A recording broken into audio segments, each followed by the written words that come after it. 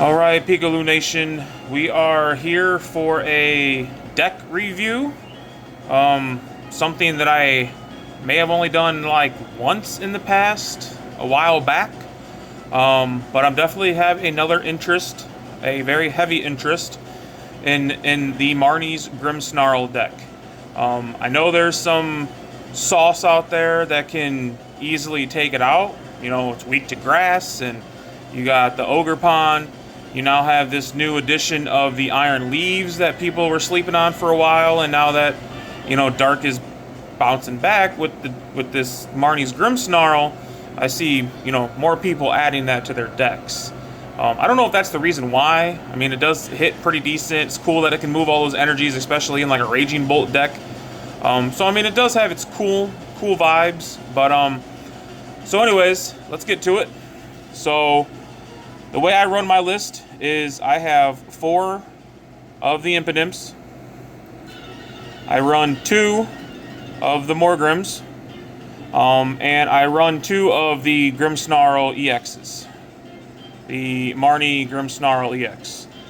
So the reason why I run 2 at this moment was strictly because I didn't have 3. I got a third. I did put a Night Stretcher in there to kind of cure that problem of not having a third Grimsnarl. So I may keep the third Grimsnarl out and just keep the Night Stretcher in. I don't know. I'm not exactly sure how I want to run it. And then I play with 2 of the Snow Runts. They're the older version, not the cool one. I guess they're pretty much the same. So Frostlass. I have the cool extended art of the Frostlass. So with the ability to put that damage out there every turn to an ability Pokemon is really crucial. So like, you can do a lot of work by just that ability alone. And then having Monkey Dory in play, which I have 3. My regular list, my first list, I had 4 in there. I thought 4 was just too much. I mean, you can put 4 in there if you're really worried about running a one, prizing one. So you could put a 4th one in there, I guess, if you really want. I also run a Badoo and a Cleffa. I'm sorry about the light. It's pretty bad, honestly. It's got a bad glare, but so I run the Badoo and the Cleffa. I don't think I really like that all that much, running both of them, because even if I start with one, I don't want to attack with it, because I would much rather use the TME Evolution. So I run 2 copies of that. So if I attack with Cleffa or Badoo, then I'm really losing speed and consistency with not hitting the evolution or the evolution TM. So that's a big piece to the puzzle. Way late game, of course, we have the devolution, the devolution TM tool. God, this glare is terrible. I'm sorry, people, but I run this late game. It's pretty effective against the Dragapult, the Gardevoir, pretty much anything that's stage 2 that, we could play 5 or 6 turns. I could spread a bunch of damage around, and then I can just devolve you and win the game. Or at least come close to winning the game. You might have a Pheasantipity in play or a Mew or something silly, but... And then I run 1 copy of Rescue Board. The Cleffa and the Badoo both have free retreat, so it's not like a big deal to have this or to not have this, but it does help. I can't disagree. It does help. So I might keep it. I might remove it. I'm probably gonna get rid of either Cleffa or Badoo. To tell you the truth, I'm not completely down with that. Next card, Secret Box. So Secret Box is probably the most expensive card in my deck, going at about $20, almost $20 on TCG Player. But you can discard 3 other cards from your hand, and then you can search for one of every trainer: an item, a tool, a stadium, and a supporter. That's pretty solid. So what I see a lot of people do is play this, and then like they've already played their supporter or something like that. So I understand that they're trying to, beef up their hand for the beginning of next turn. I sometimes will sit on the secret box or sit on the Ultra Ball and wait, because I don't want my opponent to just Iono it away or judge it away, or, if I've used these cards and I can't, or if I use like the secret box or the Ultra Ball and now I can't evolve, or I can't use, said supporter or stadium or something like that, then, it just, sometimes I'll hold on to it. It's very situational. So I then run 2 researches. Research is always good. I run 4 Arven. I got to catch, get that rare candy. I need to get a Buddy Buddy Poffin if I hit this on the first turn. Buddy Buddy with the freaking TM Evolution. That's a clutch play if you're going second. I run 4 Ionos. Pretty much every deck runs 4 Ionos now. You just want to keep the hand clean. You want to disrupt your opponent absolutely as much as you can, even though, if you're giving them 6 cards, you could easily help them out, but it's just, that's part of the game, I guess. And then we got Boss's Order, 2 of them. So nothing too special in the trainer or the supporter world, because it's all kind of, I feel like they're all pretty much similar now in the supporters, unless you're running some crazy special deck that doesn't need 4 Ionos or 4 Arvins, and you might want to put in a Jacques, or, there's multiple other supporters you could play, but that seems like the main run of things. I got 1 Super Rod. We all know what that's for. Get our Pokemons and our energies back. I got 1 Counter Catcher. I had 2 originally, but I dropped 1 because it was 2 boss, 2 Counter Catcher, and in my opinion, when I play Pokemon, I don't want to be behind in prizes. Like, I just don't. I want to, thin to win. I want to be the first one to attack. I want to be the first one to take a prize. That's the goal in Pokemon.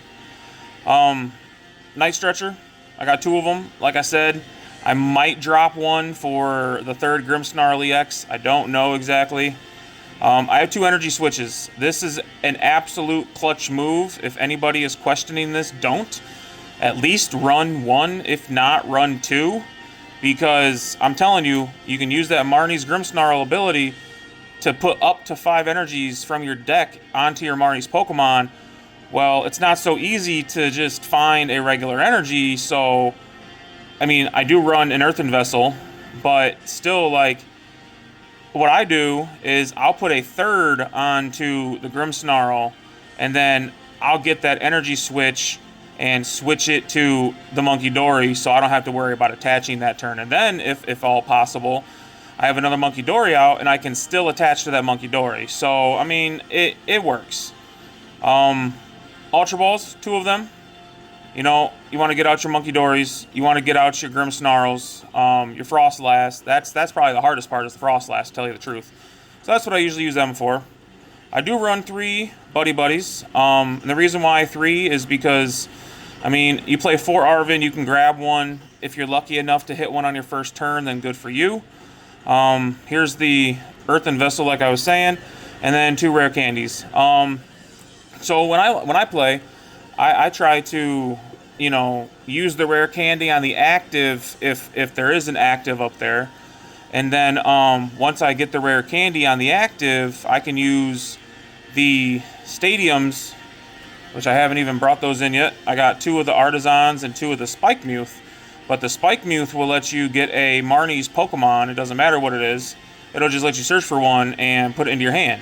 So if I can hit the TM Evolution my turn 1, get the Morgrims out, then by my turn 2, I can use Spike Muth or an Ultra Ball and just get Grimsnarl out right away. And then last but not least is 8 energies. I found that 8 is probably the most accurate number that this deck needs.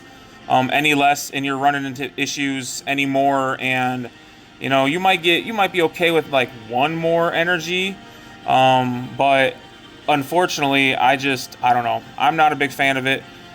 But I can tell you this, at this absolute point right now, this is my favorite deck. I've played with it probably about 5 or 6 times in some tournaments locally, and I've done very well, like extremely very well. So I've placed first twice. I've gotten a couple seconds and thirds.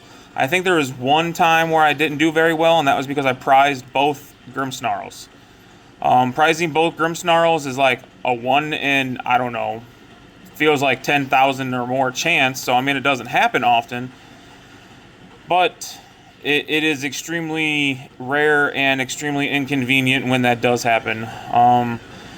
Any questions, reach out. I'm going to go ahead and do some recording of me playing with this deck online. That'll be a separate post because I don't want to have like a 30, 40, 50 minute post. I want to have like smaller post. So I'll probably post a couple games along with this as well. So yeah, I hope everybody enjoyed my video. If you did, like it, share it, save it, send it, subscribe, everything that you can do. And I will have more content. So if you guys like these kind of videos, then I'll definitely have no problem doing more videos like this at all. I actually have 6 other decks built that I just toy with, but this is the one that has completely...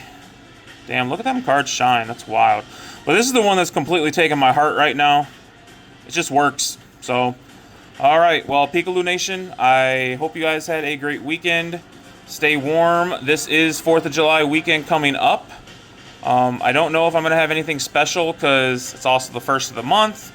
So, I mean, I don't know if I'm going to buy any more products or not. I have, you know, packs, loose random packs. I got like 5 or 6 sets in this box. I still have probably 3/4 of the Scarlet Violet. I did a trade for this Battle Styles box. I traded 2 of those Ethan Typhlosion extended art cards because my buddy wants to play the deck and he's a huge Typhlosion fan. So I traded him 2 of those for that Battle Styles box. I know he got the better end of the deal technically, but I want the packs for YouTube. I want you guys to see some cool shit being pulled. I have the Iona box, or the Lily box that's right over here. I'm hoping that I don't ever have to open that or the Battle Styles. I'm hoping that I never get that low on packs. I also, at some point, have these. So maybe this is what I could do on 4th of July, is rip some Japanese packs, which Thursday this week I will be going back to the shop that I got these from. So I might pick up some more. Not 100% sure. I think I have 12 there that I'm ready to open. So maybe I'll do that on 4th of July, but I'm not really sure. I highly doubt I'm going anywhere. I know I work during the day. I know I work Saturday morning, so probably not going to be doing jack crap for 4th of July. So everybody stay safe, stay hydrated, and just don't forget to collect them all. Got to catch them all. Not collect. I don't know why I said collect. That's the old man talking. It's catch them all. Don't forget. All right, guys. Y'all have a good night and happy polka hunting. Bye-bye.